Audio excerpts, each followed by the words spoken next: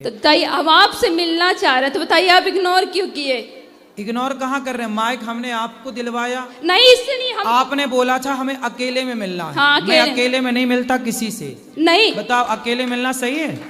फिर हम ये पूछना चाहते हैं कि लाइफ का पर्पस, जीवन का पर्पस क्या है? इंसान क्यों आया है धरती पर? अच्छे काम करने, समाज की सेवा करने। हम किसी को सुख दे सकते हैं अपनी वाणी से, तो हम दे रहे हैं। हम सुख दे सकते हैं इन हाथों से, किसी के आंसू पहुँचकर, किसी को रोटी खिलाकर। ये जीवन इसलिए मिला है कि हमारा शरीर किसी के काम आए, सेवा में काम आए। धर्म क्या है? परम धर्म क्या है?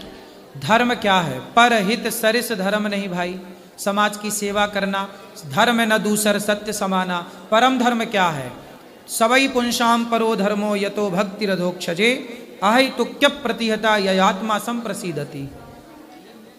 निष्काम निष्कपट होकर के ईश्वर की आराधना करना और दया, दया धर्म का मूल है। यही परम धर्म है, दया।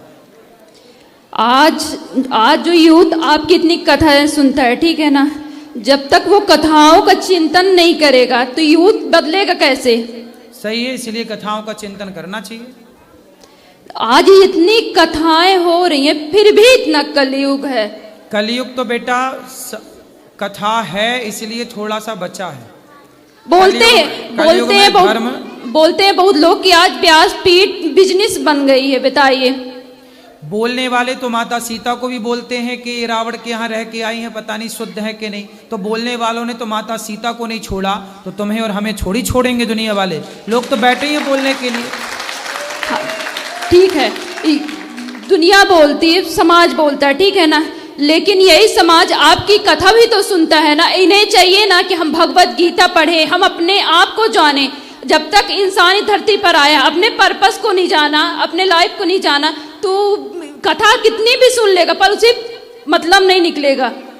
कथा सुनते रहिए, सुनते रहिए, सुनते रहिए, सुनते रहिए। आज नहीं कल, कल नहीं परसों, वो कथा आपको एक दिन मजबूर जरूर करेगी बदलने के लिए। करत करत अभ्यास के।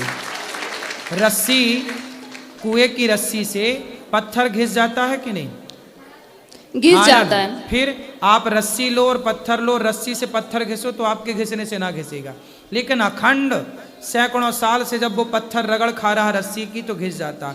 ऐसे ही कितना भी मंद बुद्धि हो, कितना भी दुष्ट हो, पापी हो, यदि वो सत्संग करता रहे तो आज नहीं कल नहीं परसों नहीं बेटा, सत्संग की इतनी शक्ति है कि वह एक दिन बदलेगा जरूर। मीराबाई जब आई थी तो उन्होंने समाज को बहुत कुछ दे के गया है ना। उन्होंने समाज को भी शुद्ध भक्ति दी, जो आज के लोग बहुत, हमारे सिया राम बाबा है, ठीक है ना, वो सिया राम बाबा वो इतने शुद्ध, वो सबसे मिलते थे। लेकिन आज हम किसी बड़े लोगों से मिलने जाएं तो अगर कोई नेता मथानी आएगा तो तुरंत मिल लेगा, क्योंकि पैसा है उसके पास तो तुरंत मिल लेगा। और यही कोई सामान्य वर्ग का आता है उसे तुरंत निगलेक्ट कर दिया जाता है। ऐसा क्यों होता है ये बताइए?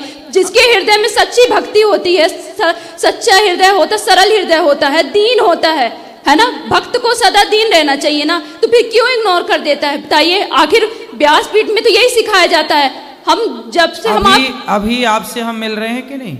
मिल रहे हैं, लेकिन देखिए अब हम आपको हम गुरु को जानना है तो हम कैसे जानेंगे? बताइए। तो गुरु को तो जानना चाहिए, अब जानो आप। गुरु के पहचानने के लक्षण क्या है हमको बताइए। अब देखो, हमने तो परीक्षा की नहीं थी गुरु जी की। देखिए नहीं, आज के समय में गली गली गुरु फिरे, हमसे दीक्षा लो, स्वर्ग जाओ चाहे नरक जाओ, 500 रुपए का लिफाफा दो। आज का समय ऐसा हो गया, बताइए। तो इंसान भटक गया है ना। तो ऐसे लोगों से मत लो ना, तो इसलिए तो अक्कल है, इसलिए तो कहते पानी पियो छान के, गुरु बनाओ जान के। नहीं, तो जब गुरु के पास, देखिए भागवत में बताया गया है कि आप तक जब गुरु के निकट नहीं बैठोगे, जिससे आप दीक्षा लेना चाहते हो, आप उसके निकट नहीं बैठोगे, आप उसका आचरण, उसके व्यवहार, उसकी सरलता नहीं कबूतर। ठीक है, आप तो गुरु खोज लेना जो आपको बढ़िया मिले। ये बताओ प्रश्न क्या है, हम क्या आपकी सेवा करें? प्रश्न हमारा यही है, देखिए हमारा प्रश्न यही है कि आज गुरु दीक्षा देना कितना सामान्य हो गया। जिस गुरु वो भागवत में जिम कहा गया है कि जब गुरु दीक्षा लेना था तो पहले गुरु के सानिध्य में बैठना चाहिए, है ना, गुरु को जानना चाहिए। आज राम को सब मानते हैं लेकिन राम की नहीं मानता, भगवत गीता को सब मानते लेकिन भगवत गीता की कोई नहीं मानता। इसलिए आज समाज में सुधार नहीं हो रहा। बताइए, इतने लोग व्यासपीठ में बैठते हैं, कुछ लोगों के तो सुधार हो जाता है लेकिन कुछ लोगों में क्यों नहीं होता है? भाई इतने लोगों में सुधार हुआ तब तो ये यहाँ बैठे हैं। अच्छा ये बताइए, व्यास सुनो, सारे लोग राम भी नहीं हो सकते, इसलिए गुलाब का जब पुष्प लगाते हो ना, कलम, तो उसमें ना कांटे ज्यादा होते हैं, गुलाब कम होते हैं, है ना। सारे कांटे तो गुलाब नहीं हो सकते ना बेटा, इसलिए ये धरती अच्छाई और बुराई से बनी है, माइनस प्लस होता है। उसी तरह अच्छाई और बुराई दोनों रहेगी। यदि हाथ का ये पहलू है तो ये पहलू भी है। इसी तरह समाज जो है, राम के जमाने में भी रावण जैसे लोग थे, बिल्कुल सही बात। राम के जमाने में राम जैसी अच्छाई भी थी तो रावण जैसी बुराई, बिल्कुल। कृष्ण के जमाने में कंस जैसी बुराई थी तो कंस जैसी बुराई थी तो कृष्ण जैसी अच्छाई। बिल्कुल सही आज बात। के जमाने में भी कुछ अच्छे होंगे कुछ बुरे होंगे, सबको अच्छा नहीं बनाया जा सकता, सबको बुरा नहीं बनाया जा सकता। अभी आप बुद्ध भगवान के बारे में बताए, ठीक है ना, वो बुद्ध भगवान मूर्ति पूजा के लिए इग्नोर करते थे, ठीक है, लेकिन वही बुद्ध भगवान ये कहते हैं कि आप अपने आप को क्यों नहीं जानते हो। आज का समाज बहुत अंधविश्वास में पड़ता है। बताइए, गुरु को ही भगवान मान लेता, गुरु भगवान है लेकिन पूर्ण रूप से तो उनको भगवान नहीं मान सकता ना। गुरु भगवान बिल्कुल नहीं है, गुरु भगवान तक पहुंचाने का एक साधन है। लेकिन आज तो यूथ वही कर रहा ना, गुरु को ही नहीं बेटा, आप ये सब चक्कर में ना पड़ो। लोग भगवान को भगवान मान रहे हैं, गुरु को गुरु ही मान रहे हैं, ठीक है। इसको बहुत गंभीर, ऐसे कहने से नहीं होता। जब आप शास्त्रों को पढ़ोगी, जब गुरु की शरण में जाओगी, अभी आप गुरु को जाने ही नहीं हो तो क्या जानोगी। अभी आप शास्त्रों में श्रीमद् भागवत में कहा गया, आप जब गुरु के सानिध्य में बैठोगे, गुरु के आचरण को, गुरु के व्यवहार को देखोगे, तभी जब गुरु की शरण में बेटा बैठने लग जाओगे ना, तो अपने आप बहुत सारे ये जो सवाल लिए बैठी हो ये अपने आप क्लियर हो जाएंगे। तो बताइए, हम आपसे मिलना चाह रहे हैं तो बताइए आप इग्नोर क्यों किए? इग्नोर कहाँ कर रहे हैं, माइक हमने आपको दिलवाया नहीं, इससे नहीं। आपने बोला था हमें अकेले में मिलना है। हाँ, मैं अकेले में नहीं मिलता किसी से।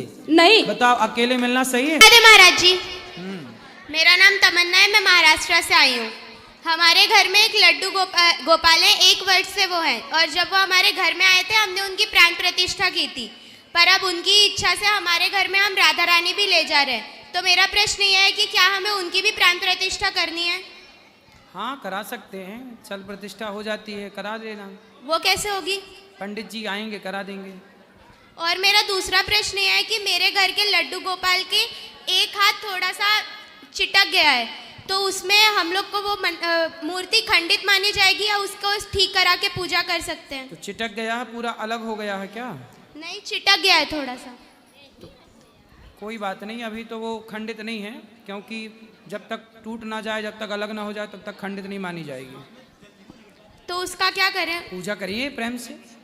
धन्यवाद, राधे राधे जी। जय हो गुरुदेव जी। रामायण से प्रश्न है गुरुदेव। हाँ। लक्ष्मण हूँ या मरम न जाना, जो कछु चरित रचा भगवाना। यहाँ तुलसीदास जी कह रहे हैं कि लक्ष्मण ने भी ये मरम नहीं समझा, लेकिन वहाँ मांगी नाव न केवट आना, कहाँ है तुम्हार मरम में जाना। यानी कि जो मरम लक्ष्मण जी ने नहीं जान पाया, वो वहाँ केवट कह रहे हैं कि हम तुम्हारा मरम जानते हैं। स्वामी जी, वो मरम कौन सा है, वो मेरे समझ में नहीं आया। ऐसा हुआ था कि जब भगवान निषाद राज के यहाँ आए जी, तो निषाद राज के यहाँ जब राम और सीता माँ वहाँ पे एक वृक्ष के नीचे रुके, हाँ, तो निषाद राज की और लक्ष्मण जी की बातें हुई, जिसे लक्ष्मण गीता भी कहते हैं, उनके वार्ता को। हाँ, तो वहाँ लक्ष्मण जी ने निषाद को राम के वनवास आने का कारण बताया कि राम को किस तरह कैकई ने वनवास भेजा। निषाद राज ने बोला कि कैकई ने बड़ा गलत किया। जी। निषाद राज ने बोला हाँ। कि कैकई ने बड़ा गलत किया। जी। तब लक्ष्मण जी ने कहा कि कोऊ ना काहू को सुख दुख कर दाता, निज निज कृत कर्म भोग सब राता। जी। तो किस तरह राम वनवास आए, किस तरह राम अवतार लेकर धरती पर आए, जी। ये सारी किस तरह राम अवतार लेकर धरती पर आए, ये सारी रहस्य की बातें लक्ष्मण जी ने बताई निषाद राज को। जी। उस समय वहां पर केवट भी थे। जी। तो केवट ने भी वो सारा प्रसंग सुना। जी। तो वही केवट कह रहे हैं कि मांगी नाव न केवट आना। तो वहां पर लक्ष्मण जी ने सब कुछ सुनाया कि किस तरह भगवान राम के चरण धूलि पड़ते ही अहिल्या का उद्धार हुआ, किस तरह सीता मैया से विवाह, पूरी कथा सुनाई। निषाद को लक्ष्मण जी ने पूरी रात भगवत चर्चा सुनाई। हाँ वो जी। सारी बात केवट ने सुनी। जी। फिर केवट ने जब राम को देखा, उस समय राम केवट के द्वार पर रोते हुए आए। जी। सुमंत्र जी कहते हैं कि अब चलो वापस। तो राम जी ने कहा कि अब आप वापस जाओ, हम 14 वर्षों के बाद ही आएंगे। तो वहां पर चौपाई है कि बरवस राम सुमंत्र पठाए। जबरदस्ती राम जी ने सुमंत्र को भेजा और घोड़ों को जब मोड़ने लगे तो घोड़े भी हिन हिना करके राम की तरफ आते हैं। जी। तो रोते हुए राम जी जब निषाद वो सुमंत्र जी जाने लगे, घोड़े जाने लगे, तो राम की आंखों में आंसू देख करके केवट बोला कि आप मेरे घर रोते आए हैं, मैं हंसा करके भेजूंगा। तो जो लक्ष्मण जी और निषाद राज का संवाद था वो जी। सारा केवट ने सुना। तो वही कह रहे हैं कि मांगी नाव न केवट आना, कहाँ ही तुम्हार, मैं आपके सारे मर्म को जानता हूं, क्योंकि लक्ष्मण जी बता चुके हैं, इसलिए उसने कहा कि मैं मर्म को जानता हूं। नहीं, लेकिन गुरुजी इसमें ये कह रहे हैं तुलसीदास जी, लक्ष्मण हूँ या मरम न जाना। अरे भगवान, पर ये चौपाई आगे की है ना, हाँ। इस प्रसंग के आगे की चौपाई है। ये कौन सा मर्म नहीं जाना? जब सीता माँ अग्नि में प्रवेश की तो वो वाला मर्म लक्ष्मण जी ना जान पाए। कौन से मर्म की बात हो रही है ये भी तो समझो। हाँ। लक्ष्मण हो यह मर्म न जाना, जो कछु चरित रचा भगवाना। तो कौन सा मर्म? सीता माँ को अग्नि में जो वास दिया कि जब तक करो निशाचर नासा तब लो करूं अग्नि में वासा, जी, ये जी। वाला मर्म लक्ष्मण जी नहीं जान पाए। लेकिन हाँ। अहिल्या उद्धार का मर्म तो लक्ष्मण जी जानते हैं ना। जी। तो वहां अहिल्या उद्धार की बात केवट करता है, तो वहां वो वाला मर्म तो लक्ष्मण जी जानते हैं। लेकिन सीता माँ का जो बनवा वो हुआ अग्नि में वास, वो आगे का प्रसंग है। और आप बात कर रहे हैं केवट का पीछे का प्रसंग, वो प्रसंग वो चौपाई आगे आएगी। जो लक्ष्मण हो या मरम न जाना, ये चौपाई आगे आएगी रामचरितमानस में। अभी जहां आप बात कर रहे हैं लक्ष्मण प्रसंग की, यहां पर ये चौपाई नहीं है।